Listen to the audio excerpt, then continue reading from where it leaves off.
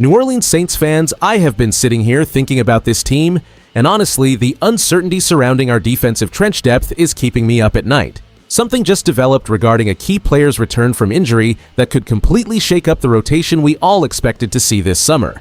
It is fascinating because we invested so much draft capital in this group, yet the internal competition has suddenly become an absolute pressure cooker for everyone involved. The more these details surface, the harder it is to ignore the looming implications for our defense. Hit that like button, subscribe, and drop your name and city in the comments, then let's get into it. The New Orleans Saints face a massive turning point regarding defensive lineman Vernon Broughton, who was finally cleared for action after a devastating lost rookie season. Drafted 71st overall in 2025 out of Texas, the 6'5" and 311-pound force was supposed to anchor our defensive trenches immediately. But his journey stalled when a season-ending hip injury sidelined him during his regular season debut.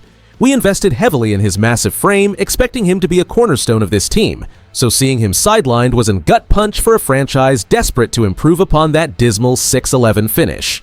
The situation officially shifted this March when doctors finally cleared him for full participation, yet he now stares down an incredibly crowded depth chart under new head coach Kellen Moore.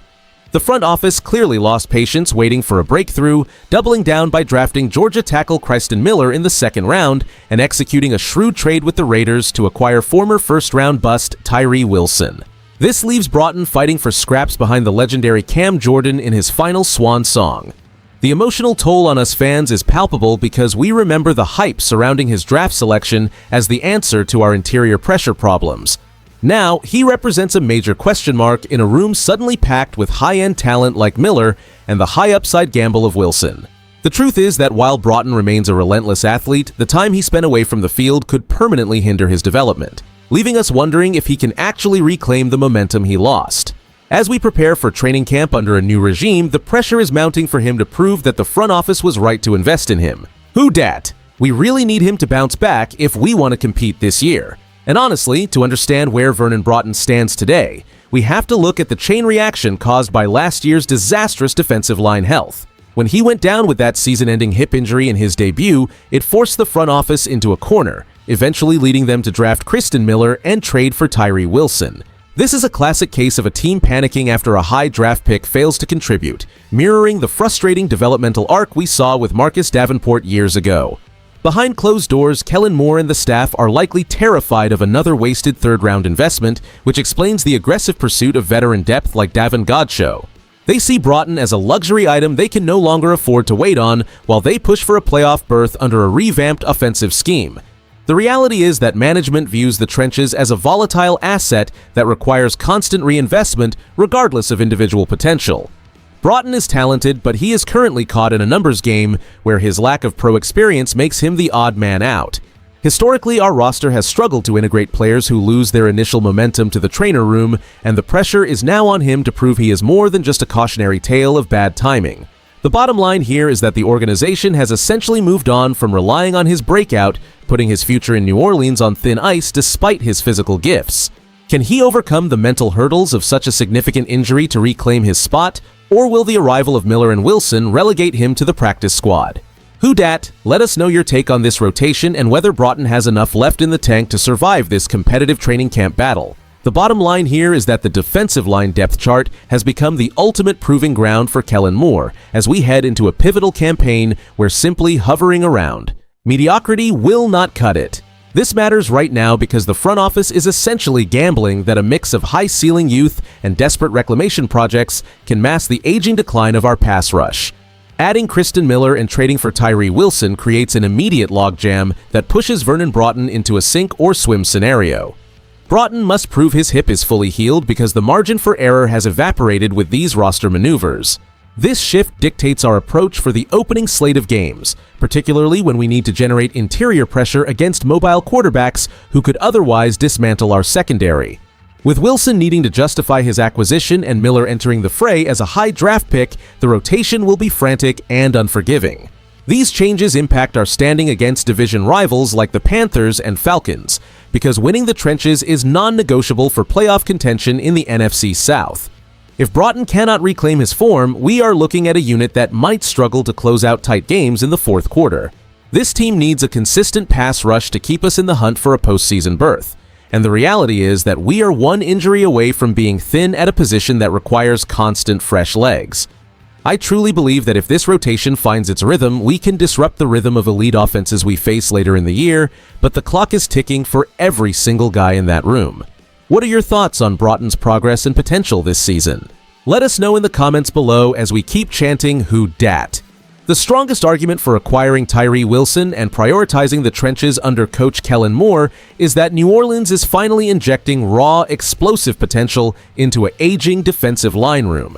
By securing a former top 10 pick for a mere future 5th rounder, the Saints have executed a classic low-risk, high-reward gamble that could stabilize the pass rush behind Cam Jordan. The upside is clear because Wilson possesses the elite physical frame that defensive coordinators crave, and if he finds his footing in this scheme, he provides a massive upgrade in terms of pure athleticism. However, the risk remains significant because the depth chart is currently flooded with uncertainty. Vernon Broughton is coming off a brutal hip injury, and Kristen Miller is a rookie adjusting to the speed of the NFL, meaning this unit lacks proven production across the board. Many league analysts are skeptical, noting that New Orleans is banking on developmental projects to fix a defense that desperately needs immediate results to stay competitive in a crowded NFC South. Rival teams have been vocal about the Saints' desperate approach, questioning whether these patchwork moves are enough to actually challenge for the division title this season. And I will be straight with you, I believe we are playing a dangerous game of musical chairs with our defensive front. While the talent infusion is exciting, the reality is that we are relying on a player who has not proven his worth and another who is fighting to regain his health. It feels like the coaching staff is searching for a magic solution rather than relying on established consistency, which could leave us vulnerable during the early stretch of the schedule. We all want this to work out, but I am not yet convinced that the defensive line depth is actually championship caliber this year. Who Dat? The bottom line here is that the New Orleans Saints are clearly committed to a total defensive transformation under Kellen Moore, signaling a franchise shift toward high-ceiling youth that should have us feeling optimistic about our long-term trajectory. By stacking Vernon Broughton and Kristen Miller with the low-risk flyer on Tyree Wilson, the front office is aggressively attacking the trenches, proving they are tired of standing still while other teams reload. We should feel confident because this depth chart is finally being built with actual competition in mind rather than just relying on aging veterans to hold the line. This strategic pivot shows that the leadership understands our 6'11" reality required more than just surface-level adjustments, and seeing such a young, physical core emerge gives us a tangible reason to believe that we will be significantly tougher against the run and much more dangerous on passing downs this year.